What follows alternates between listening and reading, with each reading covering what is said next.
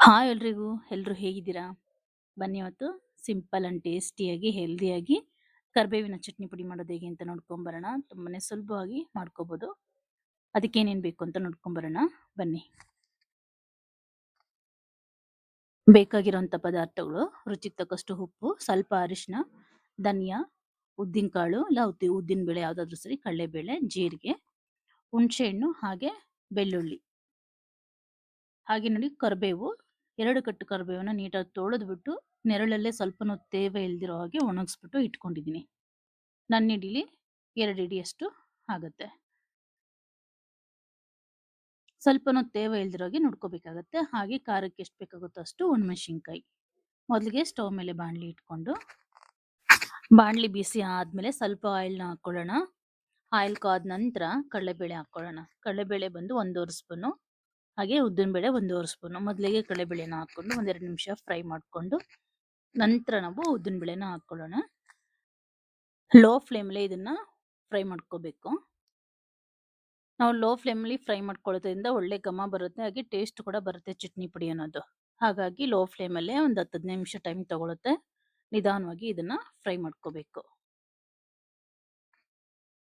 ನೋಡಿ, ಈಗ ಇದಾಗಿದೆ. ಇದೊಂದು ಅರ್ಧ ಭಾಗದಷ್ಟು ಫ್ರೈ ಮಾಡ್ಕೊಂಡಿದ್ದೀನಿ. ಈಗ ಇದಕ್ಕೆ ಧನಿಯಾ ಹಾಕ್ಕೊಳ್ಳೋಣ. ಧನಿಯಾ ಬಂದು 3 ಸ್ಪೂನು ಧನಿಯಾ ಹಾಕ್ಕೊಳ್ತಾ ಇದ್ದೀನಿ.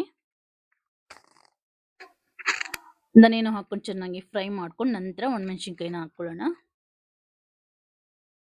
ಒಣಮೆಣಸಿನ್ಕಾಯಿ ಸ್ವಲ್ಪ ಬೇಕಾದ್ರೆ ಬ್ಯಾಡಗಿ ಮೆಣಸಿನ್ಕಾಯಿ ಸಹ ಸ್ವಲ್ಪ ಹಾಕ್ಕೋಬಹುದು, ಅದು ಕೂಡ ಚೆನ್ನಾಗೇ ಇರುತ್ತೆ. ಮಿಕ್ಸ್ ಮಾಡಿ ಹಾಕ್ಕೋಬಹುದು.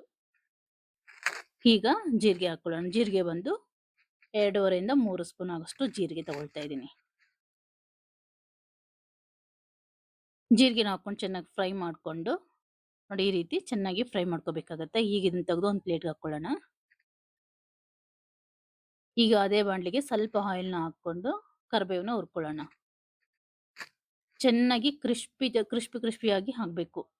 ಕೈಯಲ್ಲಿ ನಾವು ಪುಡಿ ಮಾಡಿದ್ರೆ ಪುಡಿ ಆಗಬೇಕು, ಆ ರೀತಿ ಚೆನ್ನಾಗಿ ಫ್ರೈ ಮಾಡ್ಕೋಬೇಕು. ಇದನ್ನ ಮೀಡಿಯಂ ಫ್ಲೇಮಲ್ಲಿ ಇಟ್ಕೊಂಡು ಇದನ್ನ ಫ್ರೈ ಮಾಡ್ಕೋಬೇಕಾಗತ್ತೆ. ಲೋ ಫ್ಲೇಮಲ್ಲಿ ಇಟ್ಕೊಂಡು ತುಂಬಾ ಟೈಮ್ ತಗೊಳುತ್ತೆ. ಹಾಗಾಗಿ ಮೀಡಿಯಂ ಫ್ಲೇಮಲ್ಲಿ ಇಟ್ಕೊಂಡು ಇದನ್ನ ಚೆನ್ನಾಗಿ ಒಂದು 5 ನಿಮಿಷ ಫ್ರೈ ಮಾಡ್ಕೋಬೇಕು. ನೋಡಿ, ಈ ರೀತಿ ಎಲ್ಲವೂ ಫ್ರೈ ಆಗಿದೆ, ಹಾಗೆ ತಣ್ಣು ಕೂಡ ಆಗಿದೆ. ತಣ್ಣಗಾದ ನಂತರ ನಾವು ಇದನ್ನ ಪೌಡರ್ ಮಾಡ್ಕೋಬೇಕು. ಬಿಸಿಲಿ ಮಾಡ್ಕೊಂಡ್ರೆ ಚೆನ್ನಾಗಿ ಬರಲ್ಲ, ಹಾಗಾಗಿ ಇದೆಲ್ಲ ತಣ್ಣಗಾಗಿದೆ. ಇದನ್ನ ಪುಡಿ ಮಾಡ್ಕೊಂಡು ಬರೋಣ.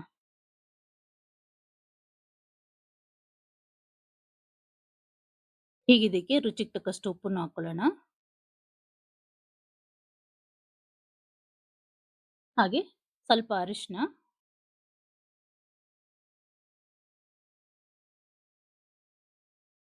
ಹಾಗೆ ಸ್ವಲ್ಪ ಹುಣಸೆಹಣ್ಣು.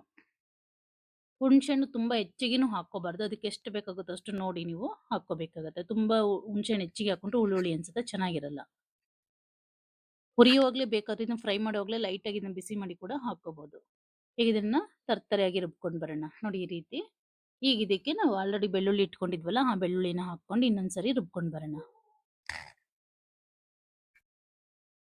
ಒಂದ್ಸಲ ನೀಟಾಗಿ ಮಿಕ್ಸ್ ಮಾಡ್ಕೊಂಡ್ಬಿಟ್ಟು ನಂತರ ಬೆಳ್ಳುಳ್ಳಿ ಹಾಕೊಂಡು ಜಸ್ಟ್ ಒಂದ್ಸಲ ರುಬ್ಕೊಂಡ್ರೆ ಸಾಕಾಗುತ್ತೆ.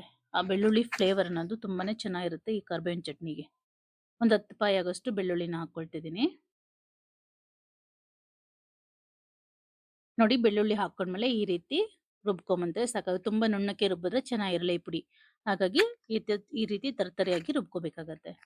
ನಿಮ್ಗೇನಾದರೂ ಈ ರೆಸಿಪಿ ಇಷ್ಟ ಆಗಿದ್ರೆ ಮರಿದೆ ಒಂದು ಲೈಕ್ ಕೊಡಿ. ಹಾಗೆ ಇನ್ನೂ ಯಾರೆಲ್ಲ ನನ್ನ ಚಾನಲ್ ಸಬ್ಸ್ಕ್ರೈಬ್ ಮಾಡ್ಕೊಂಡಿಲ್ಲ ದಯವಿಟ್ಟು ಸಬ್ಸ್ಕ್ರೈಬ್ ಮಾಡ್ಕೊಳ್ಳಿ. ವಿಡಿಯೋ ಪೂರ್ತಿ ನೋಡಿ. ನಿಮ್ಗೆ ಇಷ್ಟ ಆದರೆ ಮಾತ್ರ ಲೈಕ್ ಕೊಡೋಣ ಖಂಡಿತ ಮರಿಬೇಡಿ. ಇದಂತೂ ಬಿಸಿ ಬಿಸಿ ಅನ್ನದ ಜೊತೆಗೆ ತುಪ್ಪ ಹಾಕೊಂಡು ತಿನ್ನಲಿಕ್ಕೆ ತುಂಬಾನೇ ರುಚಿಯಾಗಿರುತ್ತೆ, ಹಾಗೆ ಹೆಲ್ದಿಯಾಗಿ ಕೂಡ ಇರುತ್ತೆ. ಕರಿಬೇವು ಆಗಿರೋದ್ರಿಂದ, ಕರಿಬೇವನ್ನ ಇಲ್ಲಿ ಹೆಚ್ಚಿಗೆ ಬಳಸಿರೋದ್ರಿಂದ ತುಂಬಾನೇ ಹೆಲ್ದಿ ಅಂತಾನೆ ಹೇಳ್ಬೋದು. Thank you for watching. Bye.